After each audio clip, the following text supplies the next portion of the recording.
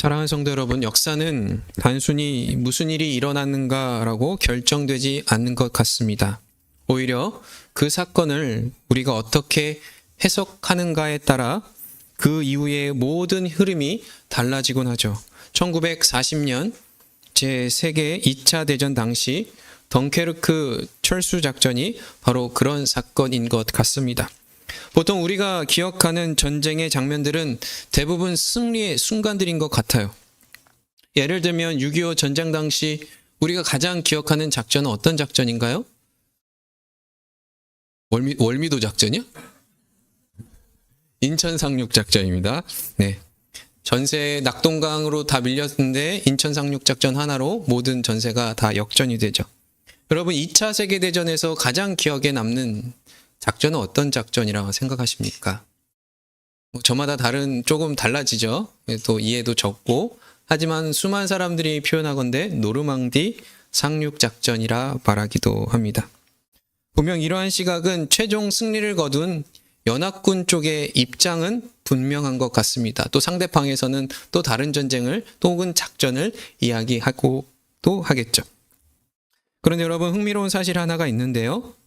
자, 제2차 세계대전을 기억하는 많은 사람은 이 전쟁에서 가장 중요한 장면으로 압도적인 승리를 꼽지 않아요. 오히려 너무나도 뼈아픈 한 번의 패배를 기억하는데 바로 덩케르크입니다. 당시 약 40만 명의 영국군과 프랑스군의 연합군이 독일군에 밀려서 프랑스 북부 해안에 고립되게 되죠. 앞에는 저게 이제 독일의 선전 당시 이제 너희 포기해라, 서렌더해라라는 지금 어떤 선전 프로파간다가 되어 있는 이미지이기도 합니다. 저렇게 이제 사방으로 에어쌈을 당하죠. 그래서 앞에는 독일의 강력한 탱크로 무장된 기갑 부대가 진격해오고 있고요. 뒤에는 바로 도보 해협이 그 뒤를 막고 있습니다. 이것은 군사적으로 보면 더 이상 싸움이 아니에요. 그저 소멸을 기다리는 상황일 뿐이었습니다.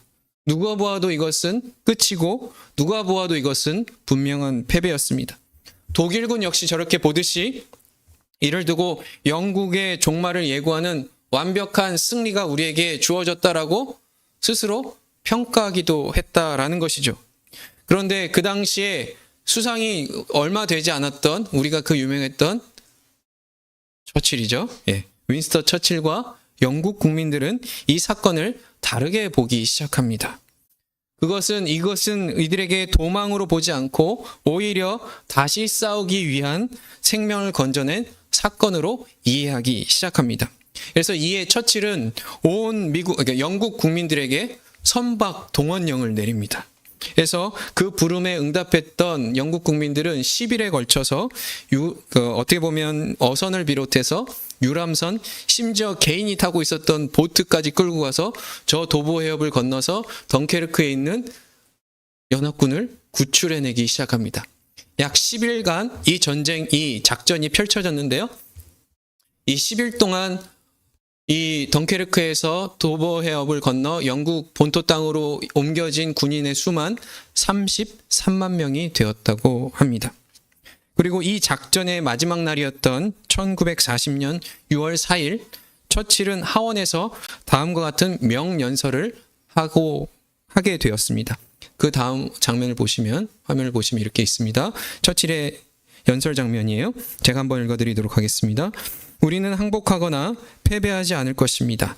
우리는 끝까지 싸울 것입니다. 어떠한 대가를 치르더라도 우리의 땅을 지켜낼 것입니다. 우리는 해변에서 싸울 것이고 우리는 상륙 지점에서 싸울 것입니다. 우리는 들판과 거리에서 싸울 것입니다. 우리는 언덕에서 싸울 것입니다. 우리는 절대로 항복하지 않을 것입니다. 근데 놀라운 것은 그 다음이에요. 이 해석 하나가 절망에 빠져 있었던 온 영국 땅을 송두리째 바꿔놓았습니다. 여러분, 이 하원에서 이 놀라운 연설을 하고 난 뒤에 정확히 10일 뒤에 파리가 함락이 되고요. 프랑스가 독일군의 항복을 선언합니다. 그럼에도 불구하고 이 새로운 시선은 패배주의에 빠져 있었던 영국 국민들을 완전히 재각성시키게 되죠.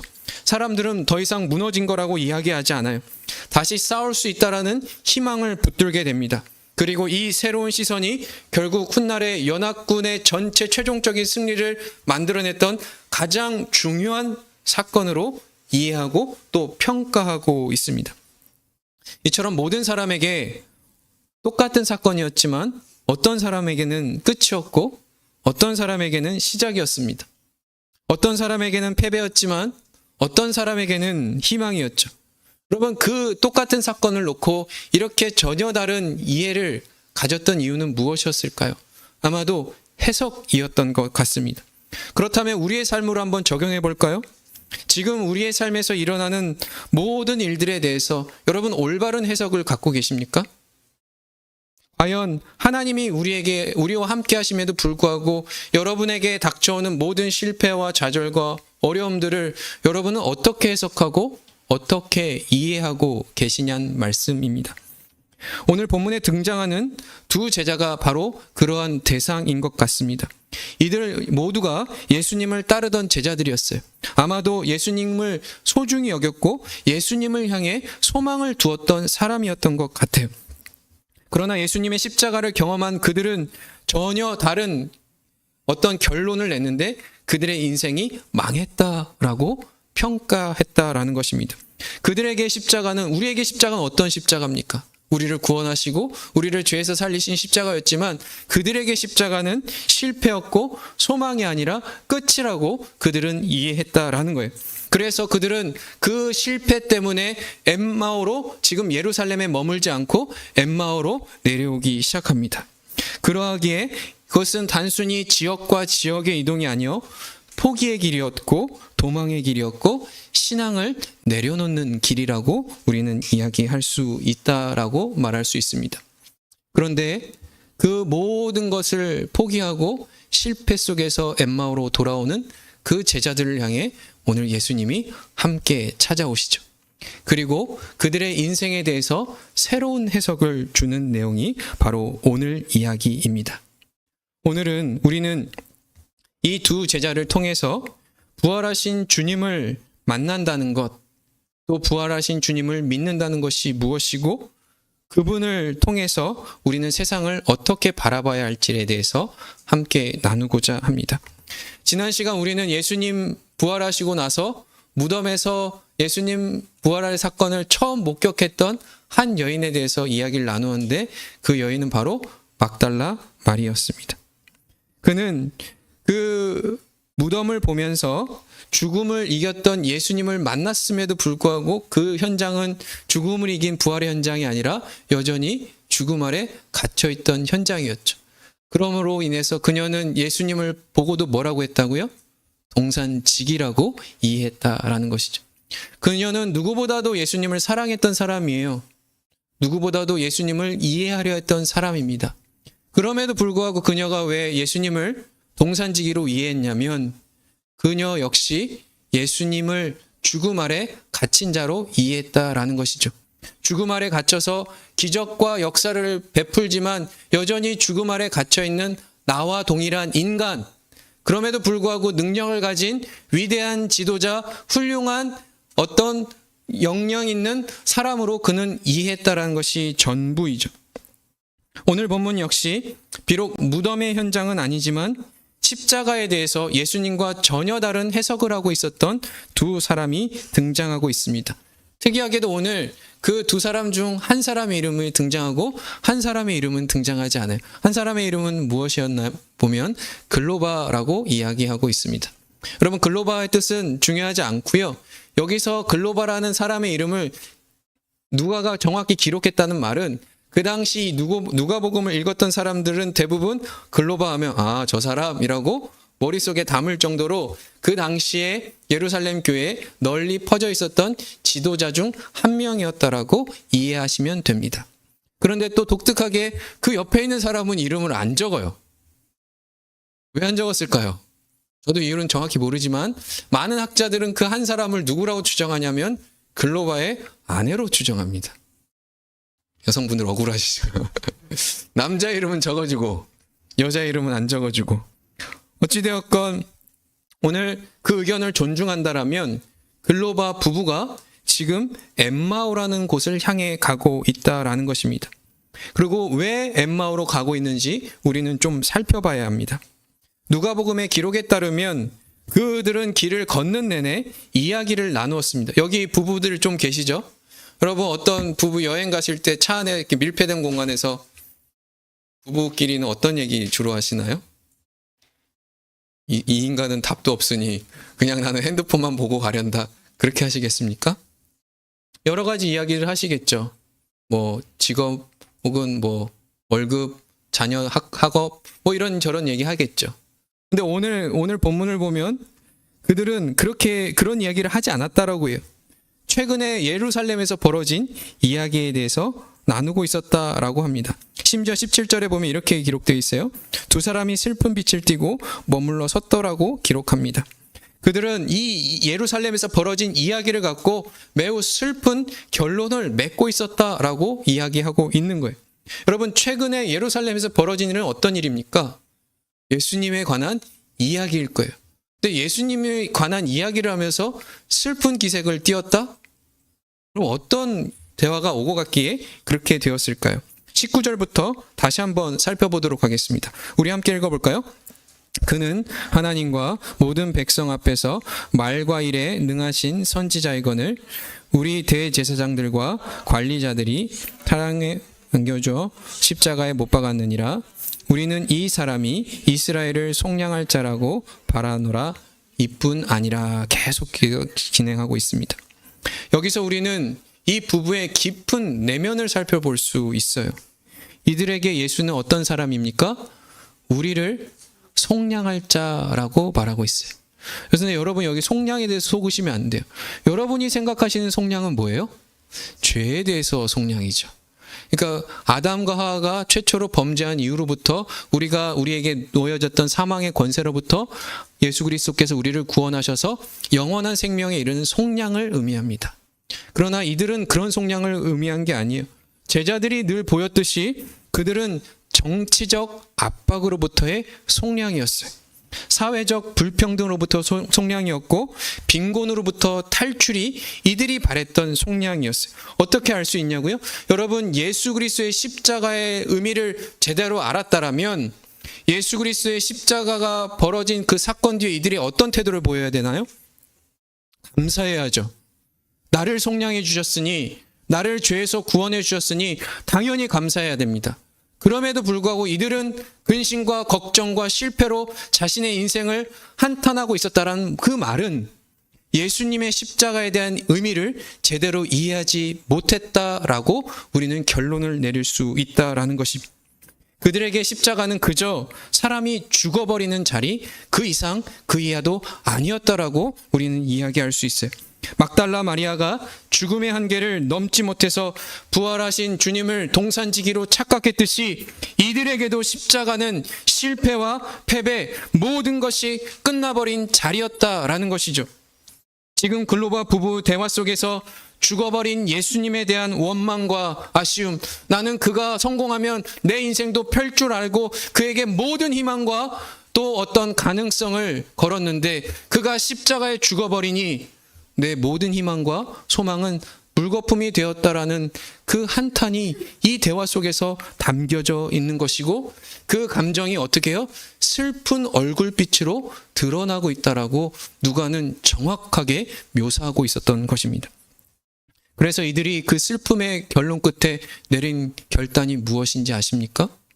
예루살렘을 떠나 엠마오로 가는 것이죠. 여러분, 29절에 보면 이렇게 있어요. 우리와 함께 유하사이다. 때가 저물고 날이 이미 기울었나이다 라고 하면서 여기 보면 나그네를 집으로 청하는 것으로 보아 엠마오는 사실 이 두 부부가 살고 있었던 집이 있었던 장소였던 것 같습니다. 그럼에도 불구하고 누가는 집으로 돌아갔다는 의미로 이 말을 쓰고 있지 않고 어떻게 쓰고 있냐면요, 예루살렘을 피해 도망치는 모습으로 묘사하고 있다라는 것입니다. 왜 도망쳤을까요? 우리가 이미 살펴보았잖아요. 이들에게 예루살렘은 어떤 장소예요? 승리의 장소가 아니에요. 예수님이 죽어버린 장소입니다. 예수님과 함께 모든 기대를 걸었던 것들이 물거품이 된 장소입니다. 이들에게 예루살렘은 기억이 좋은 장소가 아니라 두고두고 볼 때마다 자신의 인생이 망했다라는 것들을 인지했던 장소라는 것이죠. 게다가 예수님께서 부활했다라는 이상한 흉흉한 소문이 들자 마음이 복잡해진 거예요. 아, 모르겠다. 집으로 가자라고 해버린 것이죠. 그래서 겉으로 보기엔 집으로 돌아가는 길이었지만 내면을 돌아보면 실패로부터 도망치는 자리였다라는 것입니다. 사랑하는 성도 여러분, 우리도 마찬가지 아니던가요? 우리 역시 우리의 기대와 달리 우리의 인생에 어려움이 생기면 여러분 하나님을 찾으십니까? 기도에 더 열심을 매시고 하나님을 붙잡고 계십니까? 아니에요. 우리의 기대와 달리 하나님이 우리의 기대를 채워주지 못하면 그 자리에서 벗어나요. 하나님을 피하기 시작합니다. 도저히 이해할 수 없기 때문이죠. 내 상식과 내 기대로, 내 신앙의 어떤 진리대로 봤을 때는 지금 하나님께서 나와 함께 하셨음에도 불구하고 내 인생이 망가진 것은 하나님이 나와 함께 하지 않았다라는 그 생각 때문에 우리는 하나님을 피하기 시작한다라는 것입니다. 마치 글로바가 하나님께서 우리의 인생을 십자가와 함께 망가뜨렸듯이 하나님도 지금 내 인생을 망가뜨리는 것이 아닌가라는 그 의문감으로 인해서 우리는 하나님을 피하기 시작합니다. 근데 여러분, 성경은 무엇이라고 증언하죠? 우리가 잘 알고 있는 말씀 한번 해볼까요? 하나님은 세상을 이처럼 사랑하사 독생자를 주셨으니 이는 그를 믿는 자마다 멸망하지 않고 영생을 얻게 하려 하심이라입니다. 여러분, 성경은 뭐라고 얘기해요? 하나님이 우리를 사랑하셨다. 그런데 그 사랑은 어떤 사랑이에요? 내가 기도할 때마다 다 이루어지는 사랑이 아니라 자신의 독생자를 십자가에 내어주신 사랑이라고 합니다. 그러므로 십자가는 글로바의 인생을 망친 자리가 아니에요. 하나님의 사랑이 확증된 자리입니다. 마찬가지로 우리가 지금 다 이해할 수 없을지라도 우리의 실패와 고통의 시간은 하나님께서 무능해서 또 하나님께서 잠시 한눈을 팔아서 우리에게 주어진 고통의 시간이 아니라 우리를 가장 잘 아시는 하나님께서 우리에게 주신 가장 사랑의 완성된 자리라는 것을 우리는 잊지 말아야 한다라는 것이죠. 내게 처해진 환경이 지금 다 이해되지 않는다 할지라도 이렇듯 절망 속에서 걷던 이 두 사람에게 예수님은 찾아오셔서 계속해서 말씀하고 계세요. 그런데 흥미롭게도 예수님은 자신을 끝까지 드러내지 않고 지금 그들과 함께 동행하고 있습니다. 여러분, 하나님은 예수님은 얼마나 위대하신 분일까요? 말 안 들으면 어떻게 해요? 혼내기도 하시고 또 강력한 어떤 자연 현상을 동원해서 그들을 굴복시킬 수도 있어요. 그렇지만 그런 현상을 동원하지 않고 자기를 숨기며 계속해서 대화하고 계십니다. 그리고 그들의 무지 위에 새로운 해석을 더하시죠. 26절과 27절 말씀입니다. 우리 함께 읽어보도록 할까요? 그리스도가 이런 고난을 받고 자기의 영광에 들어가야 할 것이 아니냐 하시고 이에 모세와 모든 선지자의 글로 시작하여 모든 성경에 쓴 바 자기에 관한 것을 자세히 설명하시니라입니다.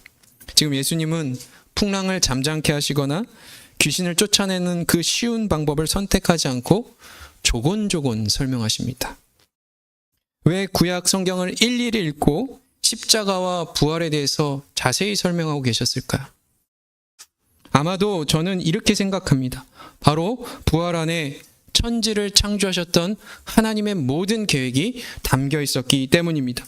다시 말해 부활보다 여러분의 인생에서 가장 큰 기적은 없다라고 말씀하고 있는 거예요. 십자가 이전에 예수님이 보여주던 모든 기적은 내가 이렇게 힘이 있는 자, 내가 이렇게 능력이 있어, 너 나만 따르면 모든 인생의 문제가 다 해결될 수 있어 라고 믿고 너 나 따르라고 말씀하셨던 기적이 아니라 예수님께서 십자가 이전에 보여주던 모든 기적은 내가 너를 죄에서 구원할 메시아다라는 것을 증명하기 위한 수단으로 사용되었다라는 것이죠. 그런데 최종적인 기적, 십자가와 부활이 나타난 그 이후에 예수님의 기적이 더 필요하지 않았다라는 것입니다. 오히려 예수님께서 그들에게 하셔야 할 말은 최종적인 기적이었던 부활을 너희가 어떻게 이해해야 되는지 내가 자세히 설명해 줄게 라고 하고 있는 것이죠. 무리를 걸으신 것, 눈먼 자를 보게 하신 것, 죽은 자를 살리는 것 자체는 본질이 아니에요. 본질은 예수님 그 자체입니다. 본질은 오직 십자가와 부활이에요. 그분의 이전의 모든 것들은 십자가와 부활을 보여주기 위한 그림자일 뿐입니다. 진짜 본질은 예수 그리스도의 십자가와 부활이죠. 하나님께서는 이 십자가와 부활을 통해서 창세전부터 여러분에게 주시고자 했던 모든 복과 모든 기쁨과 모든 영광을 그 안에 다 담으셔서 완성하셨다고요. 그러므로 부활은 예수님 한 사람이 의로운 죽음에서 다시 살아났다는 것이 아니라 부활은 여러분의 것입니다. 여러분의 것으로 삼아 여러분의 인생으로 재해석하셔야 된다라는 말씀이에요. 그러므로 우리는 반드시 부활을 이해하고 해석해야 한다라는 것입니다. 물론 부활은 하나님이 우리에게 주신 모든 것이지만 마스터키는 아니에요. 여러분 부활 잘 믿는다고 해서 갑자기 여러분 안 풀리던 문제가 풀리지 않습니다. 여러분 기도한다고 모든 문제가 척척 해결되지 않아요. 자녀의 고충이 사라지지 않습니다. 직장 문제가 해결되지 않아요. 나를 향하오던 고난의 화살이 나를 피해가지도 않습니다. 부활이 반드시 이해돼야 한다는 그 말은 이제 부활의 의미를 갖고 우리가 어떤 자세로 우리의 삶을 살아가야 하는지를 말씀드리는 거예요. 여러분 글로바와 그 안에를 보면 우리가 어떻게 살아가야 할지에 대해서 설명하고 있습니다. 34절에 이렇게 이야기해요. 곧 그때로 일어나 예루살렘으로 돌아가입니다. 그들은 집에 왔잖아요. 그렇죠? 그럼 하룻밤 자고 뭐 일이 있으면 다시 예루살렘은 가면 되는데 자지 않고 곧장 그 자리에서 일어나 예루살렘으로 돌아갑니다. 여러분 이들에게 예루살렘은 어떤 장소였다고요? 실패의 장소였어요. 이들의 인생을 모두 망쳐버렸던 장소예요. 근데 왜 다시 예루살렘으로 돌아가냔 말이에요. 여러분 여전히 예수님의 제자들을 향해 칼날을 들이웠던 장소가 예루살렘입니다. 그럼에도 불구하고 그들은 다시 돌아가서 이렇게 외치는 거예요. 십자가는 실패가 아니었어. 십자가는 우리를 구원한 속량이었고 부활로서 하나님은 이 모든 세상을 통치하시고 심판하셔서 너희에게 참 자유를 허락하실 거야 라고 외치기 시작합니다. 어떻게 그렇게 될 수 있었을까요? 그들은 부활의 의미를 다시 깨달았기 때문이죠. 그렇다면 여러분, 부활을 가진 여러분은 어떻게 사셔야겠습니까? 우리 역시 이 세상의 가치와 기준에 발맞추어 살아가면 안 돼요. 이 땅에 발을 딛고 살아가지만 부활로 해석된 인생을 살아내라고 말씀드리고 싶습니다. 다시 말씀드리면 여러분 제발 죽음 앞에 또 죽음 안에 갇혀 사지 마십시오. 실패하지 않는 것, 자녀가 승승장구하는 것, 기도할 때마다 모든 문제가 해결되는 것이 우리의 신앙의 성공이 아니라고요. 그것이 우리의 속량이 아니라고요. 그것은 부활을 사는 삶이 아니에요. 부활을 사는 삶이란 죽음과 같은 답이 없는 현실 속에서 예수 그리스도의 부활하신 것을 바라보는 것입니다.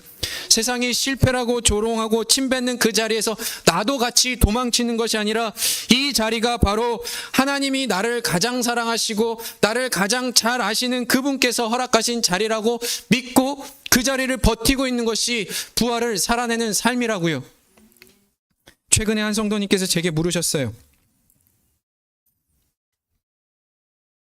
이렇게 물으셨어요. 목사님, 지금 목사님이 처한 상황이 이해되십니까? 저는 솔직하게 말씀드렸어요. 저도 이해가 안 된다고요. 솔직히 저 역시 제가 마주하는 삶의 무게에 대해서 답해드릴 자신이 없었습니다. 저도 답을 찾지 못해 속으로 울고 속으로 비명 지르는 것이 전부일 때가 대부분이에요. 하지만 제가 할 수 있는 유일한 일은 무엇인지 아십니까? 오늘 제자들이 보여줬던 것처럼 엠마오로 도망치지 않는 거예요. 하나님이 세우신 이 삶의 자리에서 내가 할 수 있는 최선을 다해 살아가는 것이 저의 전부입니다. 비록 지금 답이 없는 현실을 떠밀려 가는 같은 인생을 보낸다 할지라도 확실한 거 하나 있습니다. 십자가를 통해서 부활을 만들어내신 하나님께서 결국 저와 여러분의 삶을 통해서도 부활을 만들어내실 수 있다라는 사실이죠. 우리의 삶을 통해 당신의 영광을 드러내실 거예요. 우리의 문제를 해결해 주셔서 우리가 영광을 받는 것이 아니라 그 죽음조차도 당신은 부활로 바꿔내 당신의 영광을 빚어낼 수 있다는 그 영광을 당신은 반드시 우리의 삶을 통해 쟁취하실 것이라는 것이죠. 그러니 여러분, 이제 부활을 짊어지고 여러분의 각자의 예루살렘으로 돌아가시기 바랍니다. 답이 있어서 가는 게 아니에요. 장래가 보장되어서 가는 것도 아닙니다. 하나님께서 우리의 삶을 통해 부활을 만들어낼 것을 믿기 때문에 가는 것입니다. 그 신실하신 하나님을 의지하여서 여러분의 삶을 통해 각자가 해석된 그 부활을 통해 예수 그리스도의 영광을 드러내는 복된 성도 여러분 되시기를